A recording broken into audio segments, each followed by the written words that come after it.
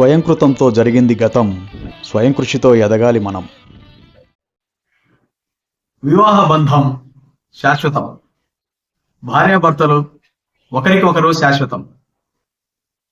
Marriage is the permanent bond between male and female.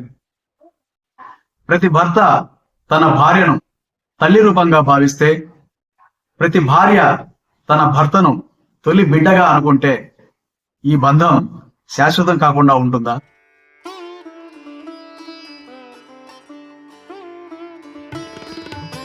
శ్రీరస్తు శుభమస్తు, శ్రీరస్తు శుభమస్తు.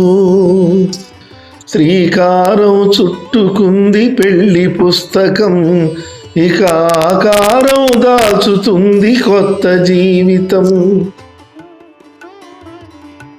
అప్పటి వరకు వేరువేరుగా ఉన్న రెండు జీవితాలు పెళ్లి అనే బంధంతో ఒకే ఒక్క కొత్త జీవితంగా మారి పెళ్లి పుస్తకం ప్రారంభమవుతుంది. వైవాహిక జీవితంలో మొగుడు పెళ్ళాల మధ్య నమ్మకం, ఓర్పు, ప్రతి విషయంలో భాగస్వామ్యం ఉండాలి. భర్తకి భార్య బలం కావాలి కానీ బలహీనత కాకూడదు. అలాగే భార్యకి భర్త భరోసా కావాలి కానీ భారం కాకూడదు. అప్పుడే వారు అన్యోన్యంగా ఉంటారు. తల మీద చేయి వేసి ఒట్టు పెట్టినా, తాళి బొట్టు మెడను కట్టి బొట్టు పెట్టినా, సన్నె కళ్ళు తొక్కినా, సప్తపదులు మెట్టినా, మనసు మనసు కలపడమే మంత్రం పరమార్థం. కాపురం అంటే కేవలం కలిసి ఉండటమే కాదు, ఒకరినొకరు అర్థం చేసుకుని గొడవలు పడ్డా చివరి వరకు తోడు నీడగా ఉండాలి. సంసారంలో గిల్లి కజ్జాలు, చిన్న చిన్న గొడవలు సహజం. అయినా ఒకరినొకరు జీవితాంతం ప్రేమించుకుంటూ ఉండాలి. మనుషులు వేరుగా ఉన్నా మనసులెప్పుడూ కలిసే ఉండాలి.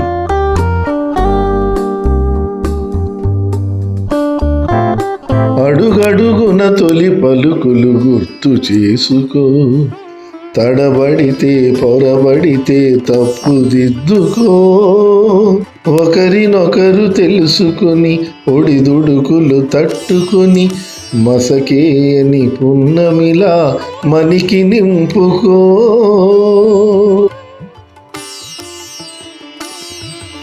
వివాహ బంధం ఒక పెళ్లి పుస్తకం అయితే అందులోని ప్రతి పేజీ, ప్రతి అక్షరం, ప్రతిరోజు, ప్రతి క్షణం ఆస్వాదిస్తూ ఏవైనా పొరపాట్లు వస్తే సరిదిద్దుకుంటూ సర్దుకుపోతూ ఉంటే ఆ పుస్తకం ఎప్పటికీ చిరిగిపోదు.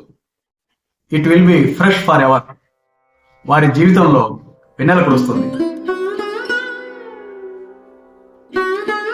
ఒకరి అభిప్రాయాలను ఒకరు గౌరవిస్తూ, ఒకరి ఇష్టాలను ఒకరు తెలుసుకుంటూ పాలు నీళ్ళలా కలిసిపోవాలి.